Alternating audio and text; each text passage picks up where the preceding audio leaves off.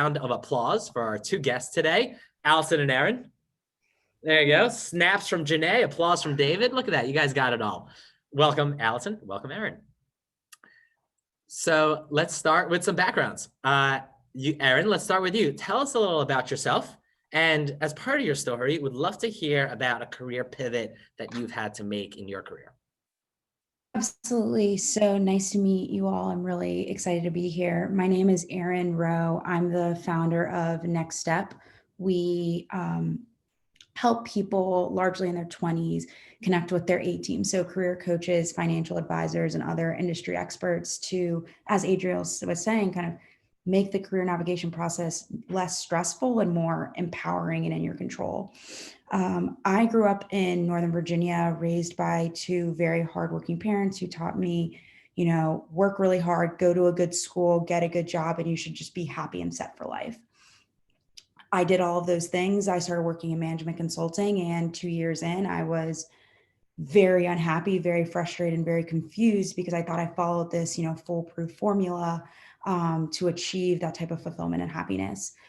With that, I ended up pivoting into product, but found that experience to be, quite arduous, quite stressful. It took a lot of time, resources, coffee chats, networking events, and just kept thinking, this shouldn't all be so hard. And that was really what inspired the founding of Next Step. And we were founded in April of this year. All right. Thank you very much, Erin. Allison, tell us a little about yourself, a career pivot that you've had to do, and also would love to add the context of Springboard and the fact that so many of the people you coach, so many of the people you work with are literally going through your program in order to make a massive change in the career.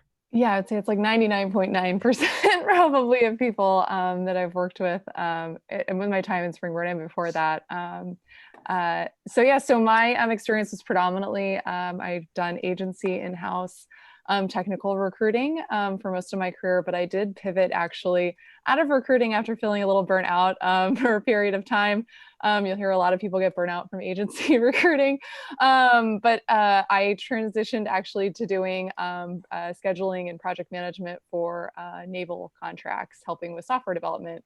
Had no technical background, but was able to network my way in through a good friend. So had some great experience doing that. Got a lot of just helped diversify my background, which I think is another way, like maybe, you have a couple of pivots in your career.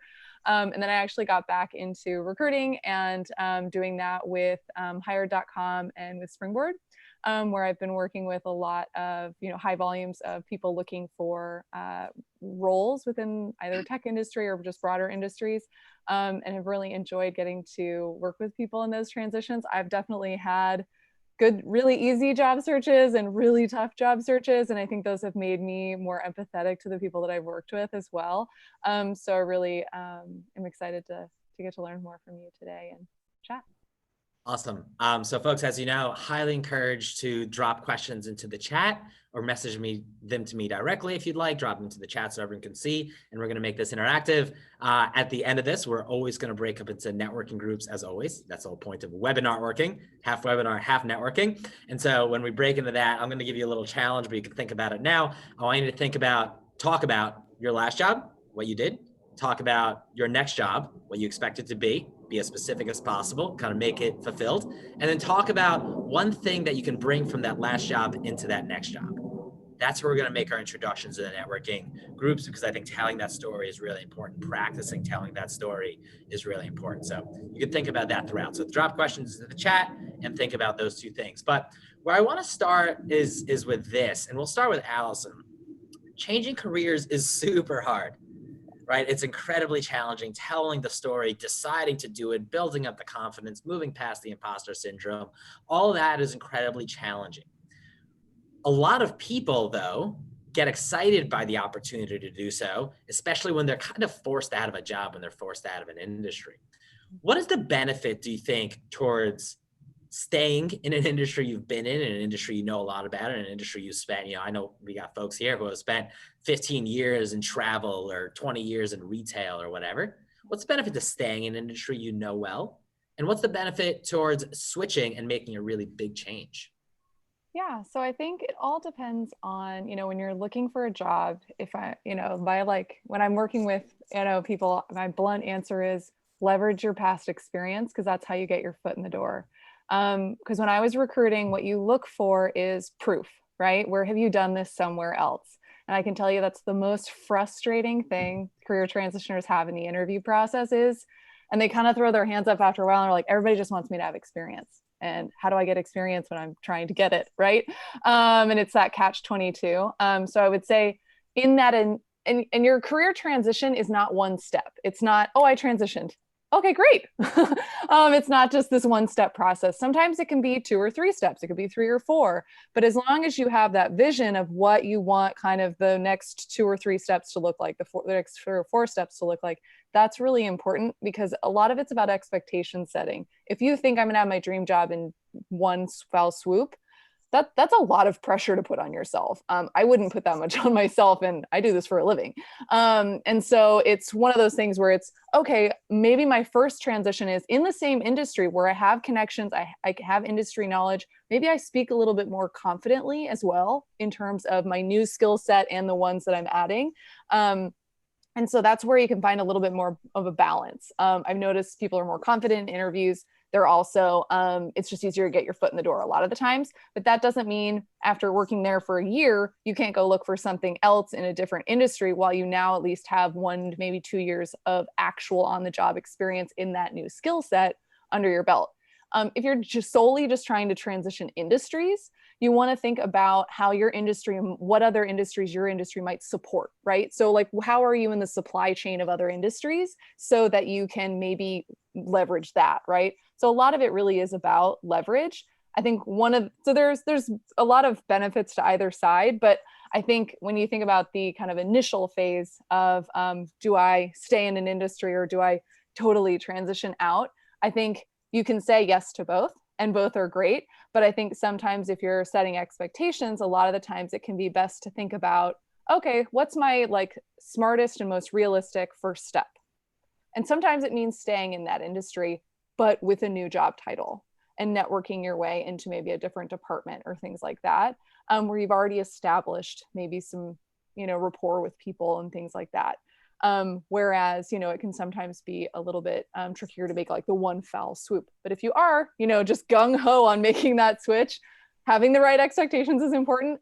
But then also, the importance of networking is huge. And if you're not trying to get like 5+ informational calls like every week or 2 weeks, then that's going to be hard. So I would say where I see people that really make the 180 are the ones that are pretty dogged about the networking and informational calls, especially.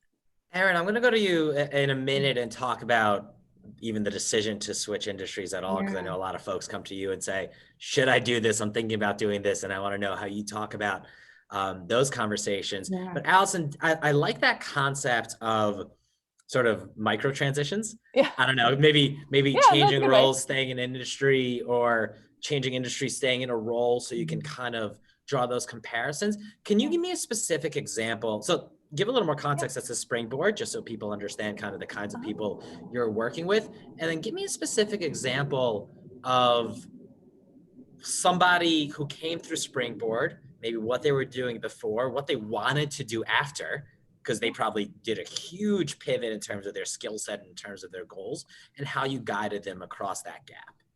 Yeah, so one student comes to mind. He had gone to like medical school, didn't have his doctorate, but had gone like through like medical program, was doing medical sales for like Epic and different platforms like that. And wasn't really loving it, realized he liked the technical side, not the sales side, but knew that he kind of wanted to still leverage his medical background. And so what we did there was, and he wanted to go into data science. So I work with a lot of people trying to transition into data science and machine learning and software engineering. So with them, we got him to kind of basically start networking with various types of companies. He ended up working at a startup or he got a job at a startup that was basically a pharmaceuticals type company that liked his background because he knew some of the medical coding, so he could read some of their records and things like that. So his transferable skills and his understanding of like how medical insurance works, things like that, actually worked out really well. But then I just chatted. So he went in as a data scientist, as kind of like an associate level. And I just chatted with him a while back. He came to one of our conferences as a speaker, and now he's basically a data science manager for a little bit more advanced kind of healthcare research company, which he is much more kind of up his level, but he's going to do more machine learning, which is actually a really hard transition to make if you don't have a software engineering background. So that was kind of a big switch for him from being in sales to a senior level data scientist. So Erin, let's use that as a kind of jumping off point into the where do I start? Sure. Right. A lot of folks I know on this call were unfortunately let go. A lot of people, 50 million people over the last year in the US were let go. And they said, you know what? Great opportunity. Let me clean my hands of what I was doing, take on this big new challenge. When you and the coaches you work with get approached by someone who says, this is what I've been doing, I think I want to make a change. What is that conversation like that you have with them? Or what, I know you also, and we'll send out a bunch of tools that you were kind enough to put together. We'll send that out after the event. You also kind of really encourage some sort of self-reflection in that process. Tell me about what you encourage the folks you work with to do, to think about, to do as they think about this career change. Yeah, absolutely. No, and a lot of what Allison says resonates too. A lot of people will come and say, yes, I was doing this job and I was laid off because of COVID, but I was actually thinking of leaving my job for the last year and a half, but just didn't really have the push or the wherewithal to kind of muster up the plan to do so. And one of the big things we encourage users and customers to think about is, okay, your life isn't just your professional life. You have your personal life, you have financial goals. How are all of those things kind of working together as you think about what you want to do next? So an example, someone working with us, he worked in supply chain, he was laid off. And part of him was saying, well, I really am passionate about music. Maybe I'll explore a whole career in music. And a real conversation we had was, okay, music is something that makes you happy. You also, have to pay rent. You also have to do these things. How is that all going to fit together? To a way, Allison was talking a lot about expectation setting, to a way where it's not saying you can or you shouldn't do something, but really being thoughtful of the different trade-offs that different types of transitions will have. The other is really starting with, okay, in the experience that our users have had in the past, what did they, either education or professional, what was it that they really enjoyed about it, right? What was it? One of our coaches says, what makes you quote unquote light up about it? And how do you start from there with the combination of that and the current skills you have to really think about, looking for and identifying careers you are really excited or jobs you're really excited about.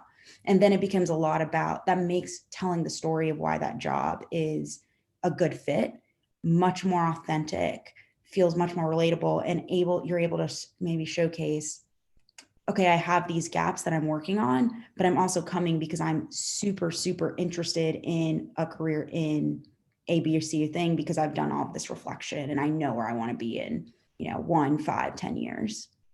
Yeah, I one of the things I really like, one exercise I like is write down, be very as specific as possible, right? Because with specificity, you can really understand the constraints you're working under and you can really start to tell that story. So I like to write down, here's 5 exact jobs that I want, the job title, the job level, the company. And here's maybe the 5 things I'm proudest of at my last company or things in my career. Is there a connection? Right? Like, can I even dotted line connect the two? Because if you can, that's amazing. And those are the things you need to learn to emphasize and tell the story about. I want to, in a moment, we'll transition to telling that story because I know that's always on people's minds of, I've been a seller in the hospitality industry for 20 years. How am I supposed to move into cloud software? So we'll talk about telling that story in a moment. But Erin, there was one thing when you and I were exchanging notes beforehand that I hadn't heard before, but I looked it up after you shared it with me and I loved it. Tell me about WHOOP goals. Yeah. What is a WHOOP goal? So I first learned about it through a podcast called The Happiness Lab. It's like under the Malcolm Gladwell podcast group, but It's something like the Navy SEALs use, but it's really around like expectation setting. So WHOOP is wish, outcome, or wish, outcome, obstacle, plan. So wish is what you kind of wish or hope to achieve in your life, whether it's making $1 million or being a data scientist or what have you. The outcome is what that tangibly looks like for you. The obstacles, though, that's when you really get into what are all of the things that are going to get in my way, at 11 p.m. on a Tuesday that are going to keep me from achieving that goal. And then plan is building a plan around that. So what it does is, an example they used in the story was about Michael Phelps and how instead of using positive thinking, he thought a lot about everything that could go wrong and built plans around it. And that helped him win the most recent, win some medal in the most recent Olympics. But it's, you obviously face obstacles in the career search, in job transitions. But if you have a plan or you're aware that those obstacles you're facing are going to come, it makes it much easier to tackle. And instead of saying, oh, I guess I'm not going to apply to that job today, it says, oh, I knew that it was going to be harder for me to apply to that job and I already have a plan to do it. So I'm going to keep moving forward. So yeah, I really love it. I think it's a really nice framework just from a mindset perspective. Yeah, I think that again, specificity of especially the W there, the wish of like, this is what I want, right? Let's be very clear about what it is. I think one of the bigger challenges, and this is where I want to turn to storytelling, but one of the bigger challenges with job search in general, but certainly if we even have a vague idea that we want to do a career pivot, is not being specific enough. It's just saying, I'm sick of what I was doing. I want to try something new. And I think that's a really valuable place to start. I'm all for risk taking. I'm all for trying new things. I'm all for development in that way. But the specificity around understanding your wishes, around understanding the obstacles, and around that plan is really important. Allison, let's talk about the P in WHOOP, the plan. When folks come through Springboard or you're working with them in any sort of coaching capacity, how do you help them craft the story of connecting what they've done to what they want to be doing? Because that is one of the biggest challenges. Is, let's divide this into two parts: getting the interview and even getting past that first stage. And once you're in the interview, someone says, hey, look, you look really smart. Like, we really like you. I'm sure you could figure it out, but like, you've never done anything in healthcare before. Why should we bother going with a travel person in the healthcare industry if we go with a healthcare person in the healthcare industry, for example? So Allison, tell me about how you help people think through their storytelling and succeed both to get the interview to begin with, but also tell their story in the interview in a successful way.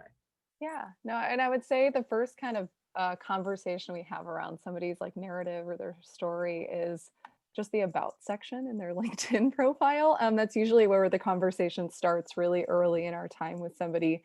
And then that's how it kind of iterates, right? Because I think your story is also something that, it may not be perfect when you first get it, and knowing that it's going to iterate and it's a living thing and it's going to get better. And as you interview, you'll also learn about yourself too. Like, oh, I should have said that, and things like that. So I think also remembering that, it's okay to be it's important to be self-reflective and build upon what you know now and then what you learn as you go too.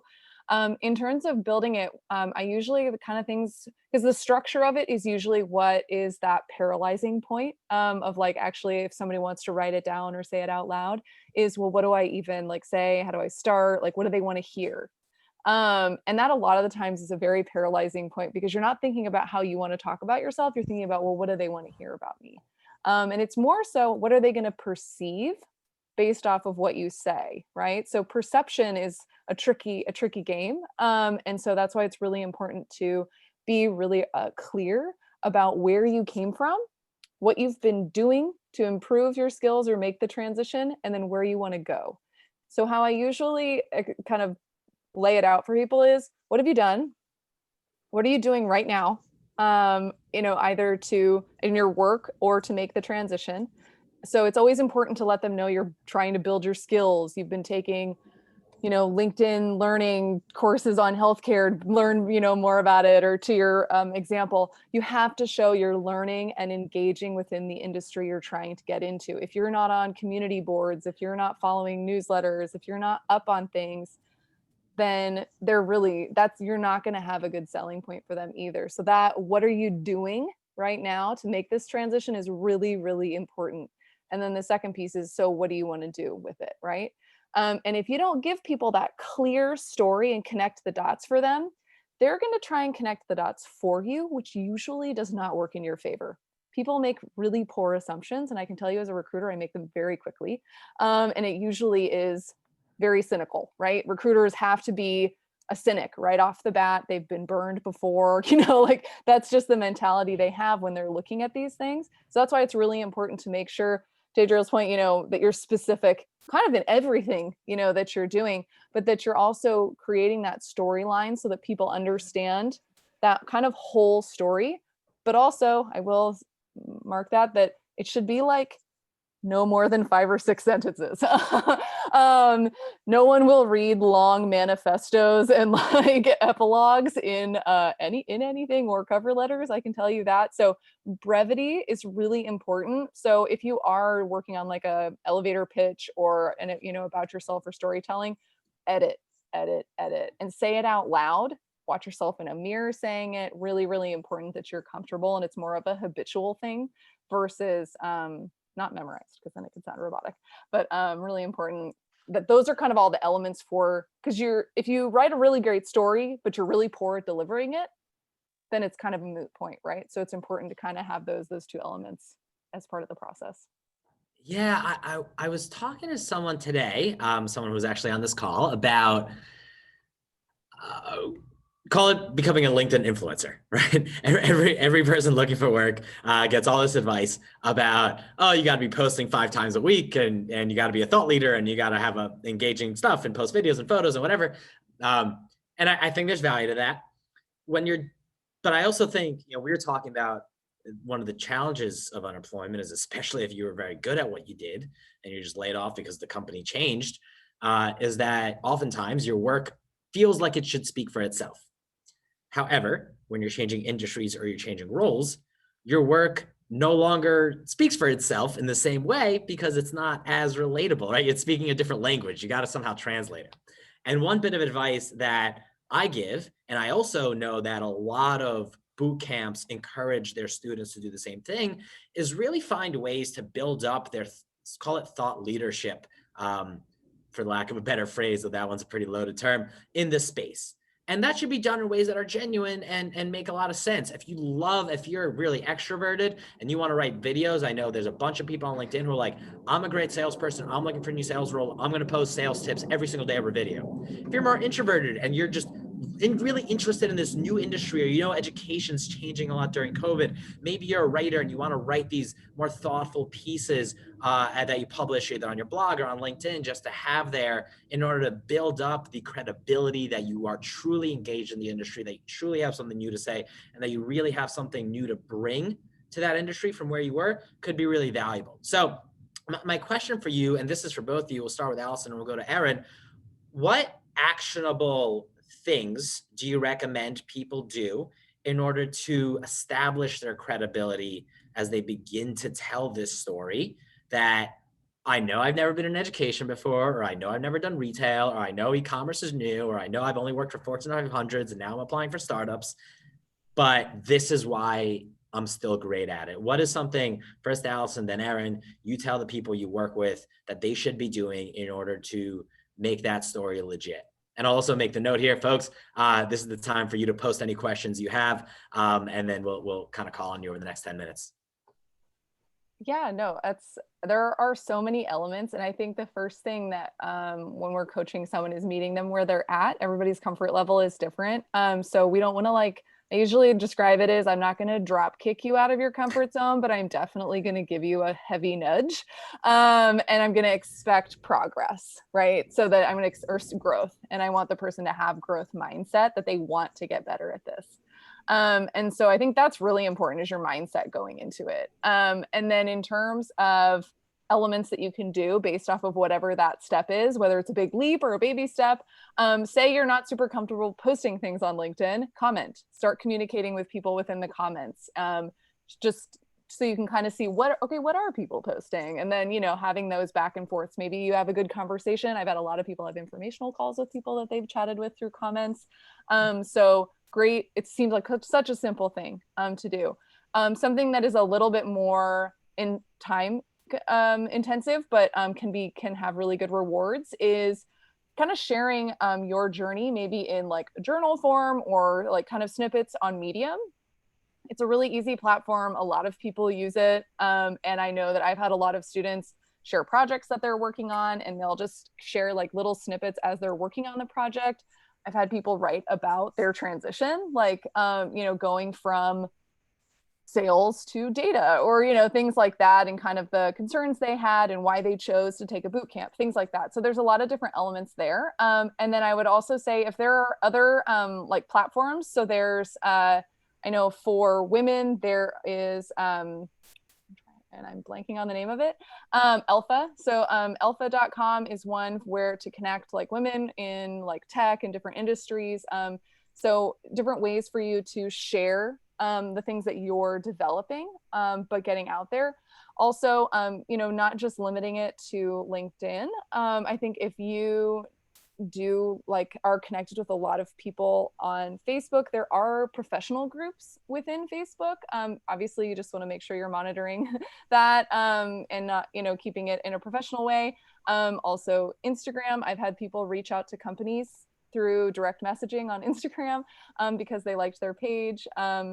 Various things like that can be great ways to start to kind of make your mark. And get engaged in the community. Kind of like I had mentioned when I was chatting about like telling your story, what are you doing to engage in the community? And there's so many different ways. It can be through commenting and interacting with the community, like in online forums or LinkedIn, or it's actually creating content yourself or sharing content. So I'd say those are kind of the two main ways to engage. And depending on where people are at in their career and their writing abilities sometimes too, it can just kind of depend on where people go. But I would say those are two great options. Yeah, I love that. And I think as you guys consider all these things, that might have been a little overwhelming. Allison gave about 12 ideas, but I think the goal is you've got all these options, pick two, right? Like definitely don't do all 12 and do them poorly. Pick two and say, I'm going to comment on a lot of stuff and I'm going to write a post a week. I'm going to maybe get on Medium and I'm going to hit up people on Instagram. I'm going to do a LinkedIn video and I'm going to have informational calls. I'm going to run my own little event series. Whatever the thing is, pick two. Erin, I'm actually going to go to you with a different question because David asked a great question. I love the specificity there. So David said that he's been in consumer packaged goods, specifically food, for a long time. And now he's exploring opportunities in the alc bev industry and then in also like personal home healthcare space. And he asked a question that I think is very relevant for everybody. How does he honestly and to his own advantage address the challenges he knows he will face? So if he's been in CPG for a long time and I'm interviewing him for a sort of home care role, I'm going to be like, hey, look, you're super smart. What do you think are your biggest challenges here, or what's going to be hard for the transition? How does he talk about that? Yeah, absolutely. And I think this even goes into the conversation you were having before, but I think, and our coaches advise, it's all about authenticity and building the connections where you can, but not trying to, don't pretend you have skills you don't have, because oftentimes recruiters, hiring managers, et cetera, they can see through that. You're not as communicating as confidently. So personal experiences, there was a person who was interviewing for an L&D role, background was in product, and very, very different types of jobs. What this person did was essentially explain, these are all the things that I've done in product that seem very applicable based on the job description I've seen here, other conversations I've had. But yes, of course, I have gaps because I haven't done this type of job before.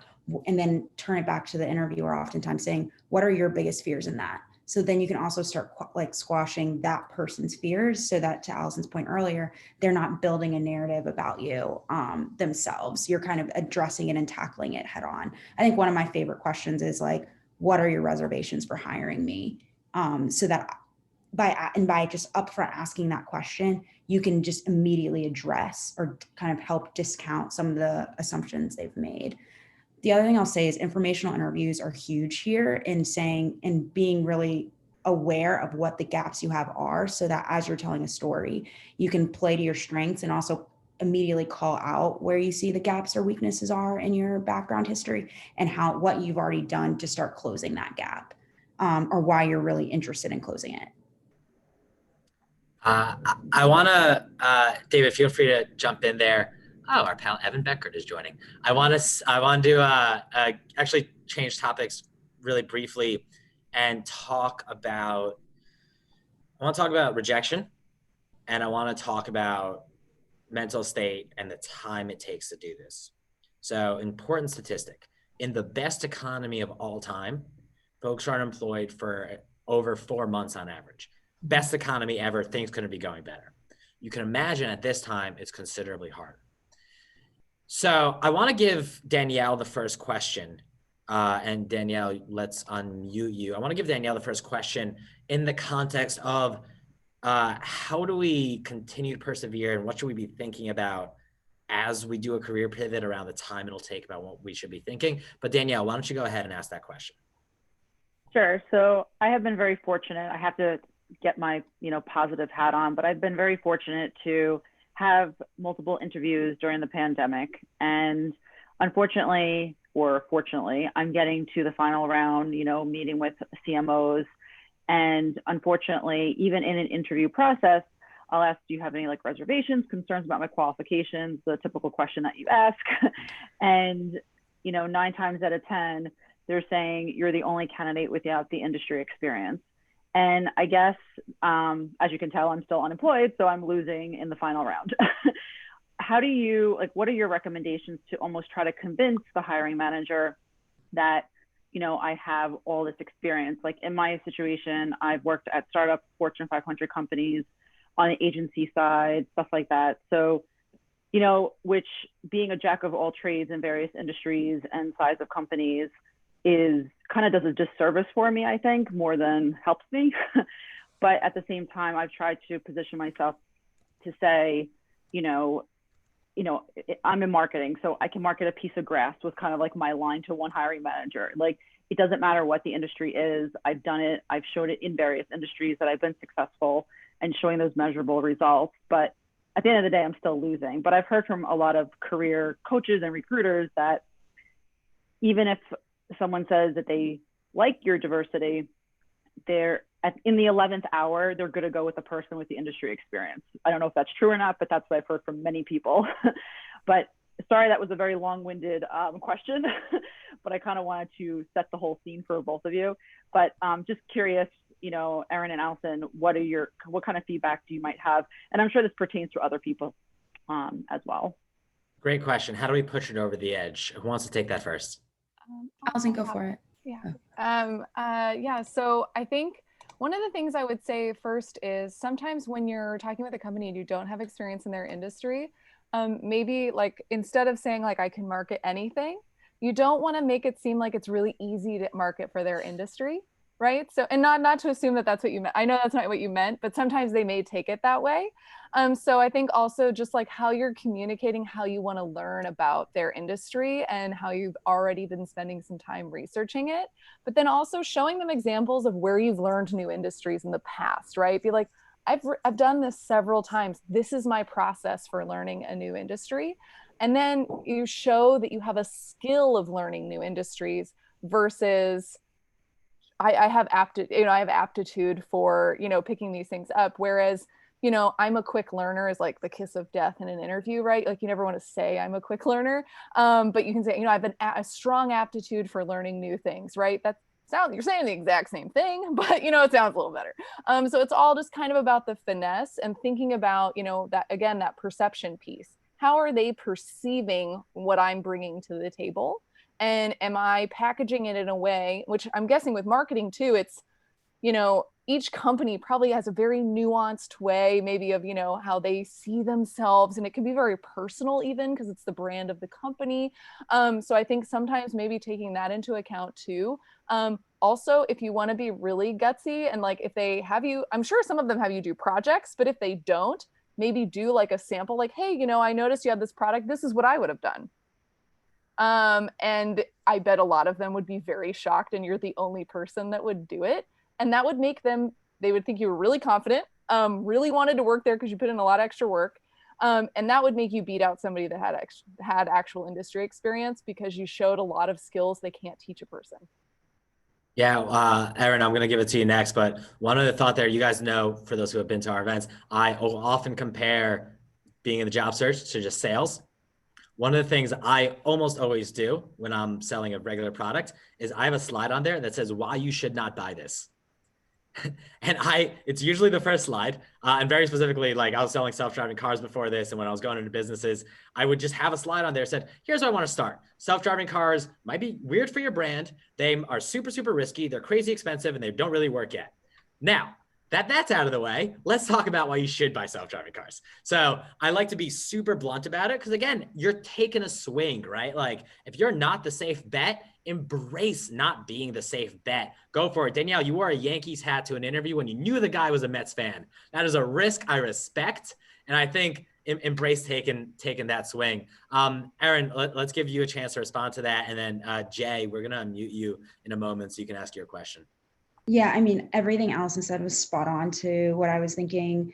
The only other thing I would say is also if you're able to tell a story about why being in that industry now is going to help set you up for where you want to be in the next 18 months, et cetera. So, you know, if you're someone originally was going from consumer package to alcoholic beverages, why is alcoholic beverages the future of where you want to take it? I know that's not your situation, but just aligning kind of your long-term goals and telling that too, because then it makes it seem like that industry is something that you're so passionate about getting to know it more, that the risk is more worth it. All right, great question, Danielle. Thanks for bringing that up. Jay, you can unmute yourself and let's get your question. Thank you. And I'm sorry I was a few minutes late jumping on here, but it's good to see you all.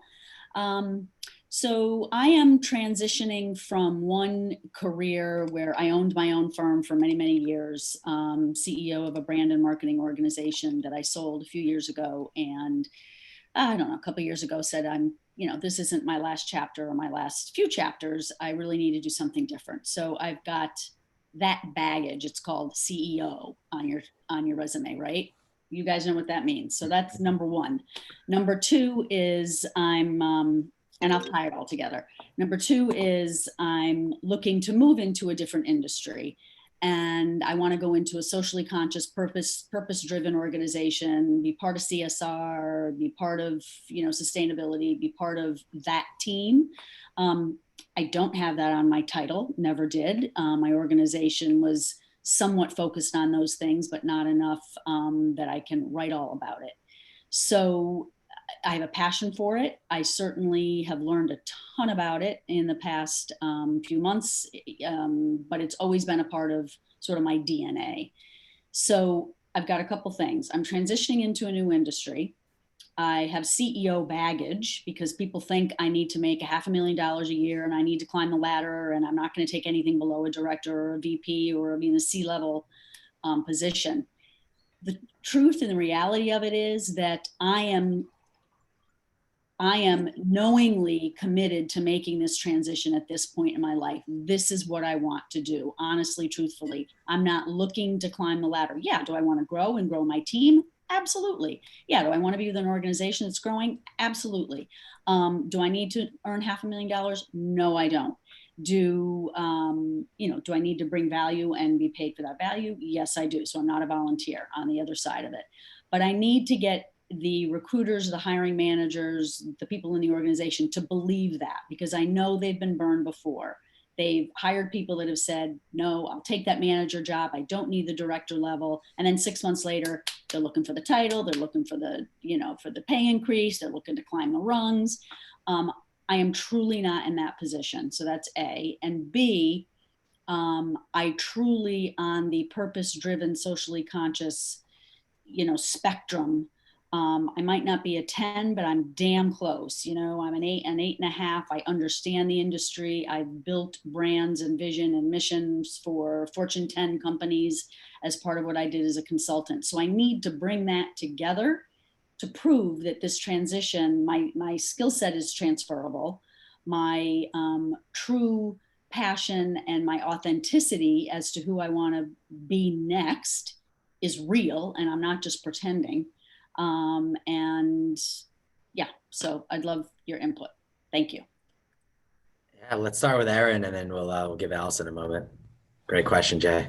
Amazing question. One, and I'm not sure how you tell your story in interviews, but the way you just shared it now felt, truly authentic, really, I felt like you communicated your mission and values very clearly. So doing that, first and foremost, I think is a really great step and start. The other is, even if you know 50% about the sustainability industry, that's probably more than what most people in those roles know. So don't feel afraid, feel confident in really talking that up and really highlighting in your past company how you did make sustainable and conscious decisions, versus trying, don't discount all the work you've done, and don't let other people discount that either. I would be really clear about that. And so taking out kind of the negative pieces and really putting in, like, I've always been committed to this. I've had the space and time to even be more committed to it versus I have gaps, would be some of the things I would say. The other around title, there is a chance too, you could be going after titles that honestly are lower than your skill level. And sometimes that is a reason why people will not go through the hiring process and hire people, because they think that those people are above the skill level. So even thinking about, maybe even if it feels like a reach position, looking at the higher skill set, if that's the amount of responsibility that you're okay with. Allison, anything to add? Yeah, no, I agree with everything Erin said. One thing I would say too is it's okay for you to say, like, reflecting on my time as a CEO, these are things I wish I would have done. And I'm really admire what you're doing. And I'd love to be a part of it and learn more. I think it shows vulnerability. It shows how passionate you are, that you're willing to say, like, I could have done better. And that part of that realization has been a process for me, and you're helping them understand your journey, right? Of like this being something. And we all grow, right? It could be that, when I was a CEO, I didn't have time to think about all these things. And I understand in your position, it's not easy to make those decisions either. So I really commend you for doing that. And I'd love to be part of your team. I think first and foremost, just that is a really great way to just connect with a person. I think also coming from your level, informational calls, I know we keep saying these, but like that's how you get in to where you want to go. You're very well spoken. You have a great background, right? Like use those to your advantage. You have like Erin said, you have a clear mission, clear values. That's really, because if you're selling that like passion and like drive, right? So that can really only come across in your communication. It can in a resume, I think for people when they're trying to make those transitions and you're looking on LinkedIn and you're looking on a resume, a lot of the times I usually recommend to those people, focus on like selected experience. Don't do a traditional resume, things like that, where it's not like work history, projects, yada, yada. Focus more on selected experience kind of things, or career highlights that only really focus on that. If you do volunteer work, make sure that's highlighted. If it is around sustainability, or you're on like the board of something, or volunteer for something like that. So creating that, I think Erin had mentioned it at the beginning, that personal and professional side, and how you're tying those into what you want to do. And at the stage in your life and your career, you want to combine the two. You have enough self-awareness that you want to create that full circle, right? And I think that selling that's going to be really advantageous for you. Yeah. I have found that I do a lot of informational. I mean, I'm on 10, 15 calls a week, which is why I was late. That's awesome. Now. And I'm always, that vulnerability side that you said, I feel like, again, I have nothing to hide. I'm being who I am. I'm being authentic. And I feel like I'm putting that out there. But your point is well taken in terms of writing. It's really hard to put all that, everybody that I talk to on the coaches is like, put it in there. My resume could go on for 22 pages if you wanted it. It's like nuts. But I think to shorten up some of those stories and to be more poignant on some of those points and case studies or CARs or SARs or SOARs or STARS, whatever the hell we're calling them today, would probably be helpful. So I appreciate you. Thank you both for that. That's the helpful. last thing I would say, Jay, is I'm not sure if you already are, but you have a great platform for thought leadership. So the more you're producing, that'll also help people start coming to you with different opportunities too. Yeah. Awesome. Folks, we got about 10 minutes left. Usually we leave 20 to 30 minutes for the networking component, but we're going to kind of do a minimized version of this. So here's what's going to happen. I'm going to open up 3 breakout rooms in a moment. Allison will be in one, Erin will be in another, I'll be in the third, and we're going to split up. What I want you to do is go in there and we'll just go around in a circle. And again, a little more expedited than usual. We'll go around in a circle. I want you to share your last job, role and company, your next job, be specific. Pretend you got one specific job you're going for, and the bridge of why your last job is going to make you great at that next job. For example, I might say my last job was the head of sales at UDELV, a self-driving car company.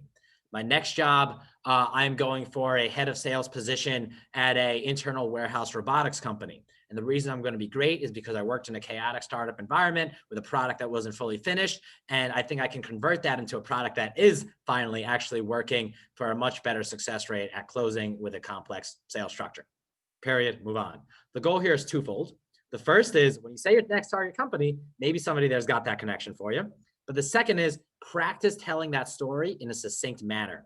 Now, if there's a few minutes left over at the end, Erin, Allison, maybe give some feedback, think through how to make it tighter, but I'll pull everyone back in at the 1 o'clock Pacific time. If you guys got to go for another call, totally understand, but always like to say goodbye at the end of these events. So the rooms are open and we've got about 9 minutes or so, 10 minutes maybe, and I'll see you back here in a moment.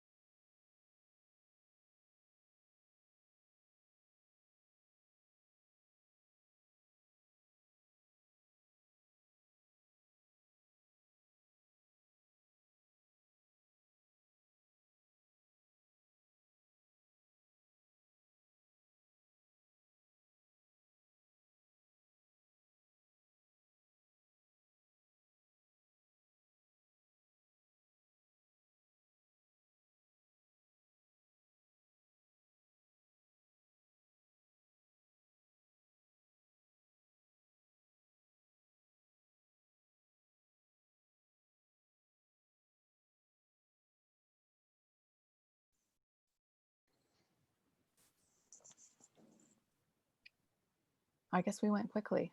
I guess so. And we gained Joe. Oh, we did. Hello, Joe. Nice. Oh, we Actually, I gained think we Joe, lost lost him. Dave. Yeah. I was going to say, trade. looks like the same. Yeah, I'm sure. I know it's getting close to the time, so if people have conflict, it makes sense. But no, nice. So how long? I guess I can ask, or have you guys just started your searches, or have you been doing it for a little while? Or I know CJ, you're on sabbatical, so but Yeah, I technically haven't started on oh, my okay. still Nice. actually mapping out what I really want to do, but Okay, that's good. That's good. Yeah, kind of self-reflective time for sure. For me, it's been since March. Okay. Yeah, and it's been quite some time for me also. I took some time for reflection, like CJ first. I gave myself a sabbatical and then Yeah, re-entered. nice.